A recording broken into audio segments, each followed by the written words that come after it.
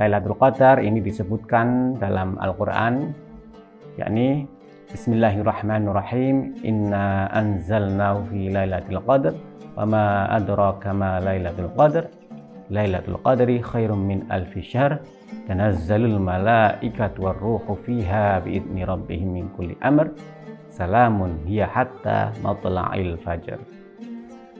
Surat ini menunjukkan bahwa malam Lailatul Qadar, ya, Lailatul Qadar ini turun di bulan Ramadan, di mana para malaikat, khususnya di situ ada sebutan Ar-Ruh. Ada yang menafsiri Ar-Ruh itu adalah malaikat Jibril turun dan mendoakan kita semua, sehingga di malam itu apapun yang kita lakukan yang memiliki unsur ibadah akan dilipat gandakan melebihi 1000 bulan. Salah satu hadis menyebutkan, man qama ramadhana imanan wahtisaban ghufira lahu ma taqaddama min dzambi. Siapa yang qiyamul lail atau beribadah di malam hari di bulan Ramadan dengan dilandasi iman, wahtisaban, dan berupaya mencari pahala, ghufira, maka dia diampuni lahu ma taqaddama min dzambi, dosa-dosa yang telah lalu. Dalam riwayat yang lain menyebutkan, man shoma ramadhana imanan wahtisaban ghufira lahu ma taqaddama min dzambi. Perbedaannya terletak pada qoma dan shoma. Namun keduanya ini saling melengkapi, tidak menafikan satu sama lain. Berbicara tentang qoma atau qiyam ini dilaksanakan di malam hari yang sekarang populer kita kenal sholat taraweh.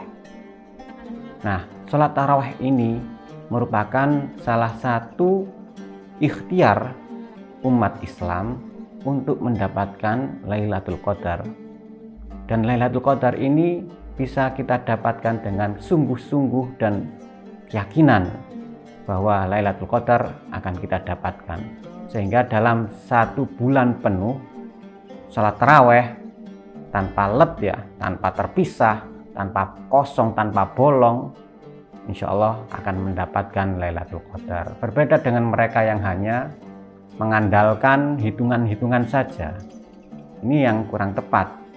Awal Ramadan tidak pernah semangat untuk sholat taraweh, namun di akhir Ramadan dia semangat untuk taraweh. Ini yang kurang tepat. Dan kemungkinan ya sulit sekali untuk mendapatkan Lailatul Qadar.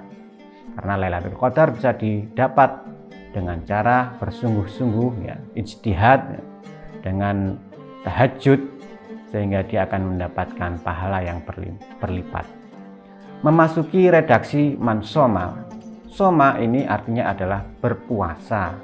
Ail imsak, dia menahan nafsu, dia menahan keinginan mulai ketika terbitnya fajar shadiq hingga terbenamnya matahari.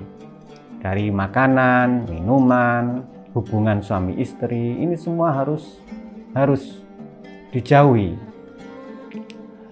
Tidak hanya itu saja, seperti riba, terus al-hiqd, ya, dia dengki, iri, ini juga harus dia tanggalkan. Mengapa demikian? Karena puasa khususnya di bulan Ramadan adalah madrasah pembentuk karakter, madrasah pembentuk jiwa. Sehingga kita ketika lepas dari bulan Ramadan akan menjadi insan-insan yang sangat suci dan akan mudah mengendalikan hawa nafsu. Berbeda yang mereka yang mengumbar hawa nafsunya, ini mereka akan mudah terperosok oleh keinginan-keinginan maupun impian-impian yang semu. Nah, puasa dan juga qiyamul lail ini menjadi simbiosis mutualisme, saling melengkapi.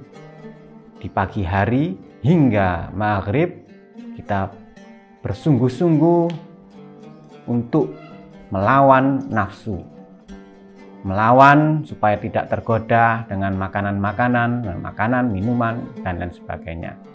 Setelah itu memasuki maghrib sampai jawfil lail, tengah malam, maka kita harus bersungguh-sungguh untuk beribadah, meningkatkan dengan cara tarawih, tadarrus, dan juga membaca ayat-ayat Al-Quran yang kira-kira bisa meningkatkan rasa takwa dan ibadah kita semua.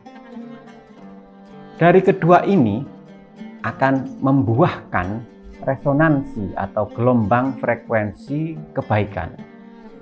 Di antaranya adalah memunculkan sisi sosial, atau jika mengambil istilah Kiai Sahal Mahfudz ada fikih sosial.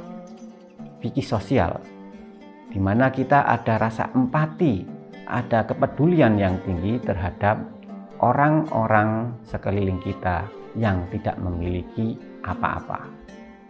Disinilah kita sebagai makhluk sosial akan diuji, akan dilihat sampai seberapa dia memiliki kepekaan tersebut. Menurut Kiai Sahal Mahfudz bahwa mereka yang memiliki kelebihan, artinya memiliki modal yang berlebih, sudah seharusnya menolong dan membantu orang-orang yang tidak memiliki modal. Mereka yang fakir, mereka yang miskin, ini harus dimodali, harus dicerdaskan, dikursuskan, sehingga mereka pun menjadi orang-orang yang mandiri. Ini salah satu bentuk fikih sosial, dan ini berangkatnya dari rasa sosial kita terhadap orang-orang sekitar kita yang tidak memiliki apa-apa. Nah, dari sinilah apa yang selama ini kita lakukan, apa yang selama ini kita upayakan akan berbuah manis, dikarenakan kita telah mengentaskan kemiskinan di kampung kita, di daerah kita, dengan cara mencerdaskan mereka, bukan malah memberikan secara cuma-cuma sehingga mereka semakin membentuk sosok-sosok peminta, atau membentuk sosok peminta yang tidak memiliki masa depan cerah. Oke, kita bisa memberi mereka sedekah, zakat, namun jangan lupakan sisi SDM-nya ini juga diperhatikan. Jika hanya diberi secara konsumtif saja, maka mereka akan semakin besar sekali jiwa pemintanya dan tidak akan menjadi orang yang mandiri. Nah, di dalam bulan Ramadan ini sudah sepatutnya meningkatkan sisi SDM yang terdapat pada kalangan-kalangan yang tidak mampu. Sehingga mulai dari sholat, ya, puasa, zakat, dan lain sebagainya ini akan terakomodir dan akan menjadi beriringan dengan mereka-mereka yang tidak memiliki apa-apa. Karena sejatinya ibadah itu bukan hanya untuk diri kita sendiri, tetapi juga kita beribadah bersama dengan mereka-mereka yang tidak memiliki apa-apa.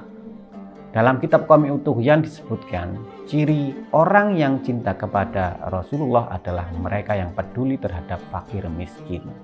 Maka malulah kita jika kita tidak peduli dengan fakir miskin, namun kita sering gembar-gembor mengatakan cinta Rasulullah. Ini sangat memalukan sekali.